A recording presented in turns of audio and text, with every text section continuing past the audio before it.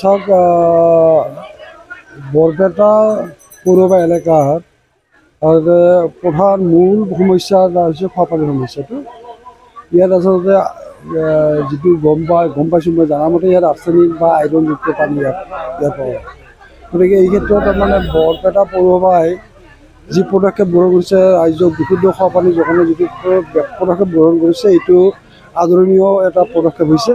মই তেওঁলোকক ধন্যবাদ জনাইছোঁ পৌৰসভা কৰ্তৃপক্ষক।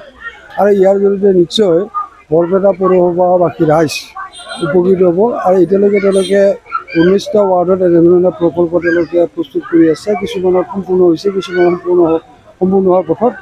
আৰু 3টা ৱাৰ্ড বাকী আছে। এই 3টা ৱাৰ্ডতো তেওঁলোকে পৰৱৰ্তী পৰ্যায়ত তেওঁলোকে এই পানী যোগানৰ আঁচনি, এনেধৰণৰ পানী যোগানৰ আঁচনি তেওঁলোকে প্ৰকল্প লৈ সম্পূৰ্ণভাৱে তাৰ কাৰণে মই বৰপেটা পৌৰসভাক মই আহ্বান জনাইছোঁ। আৰু ইয়াৰ জৰিয়তে এই ৰাইজক উপকৃত কৰিবৰ কাৰণে সেই বিষয়টো মই আজি যিটো মই আপোনালোকক নকওঁ, কিন্তু এই বস্তুৰ বিষয়টো মই নিশ্চয় চাম। কাৰণ এইটো তেওঁলোকে ইয়াৰ পৰা পানী ষ্টৰেজ কৰি ইয়াৰ পৰা লৈ যাব লাগিব। কিন্তু এতিয়া চৰকাৰৰ যিবিলাক আঁচনি আছে, ৱাটাৰ চাপ্লাই স্কিম, সেইবিলাক ঘৰে ঘৰে পাইপ লাইনে তেওঁলোকে যোগান ধৰাৰ ব্যৱস্থা কৰিছে।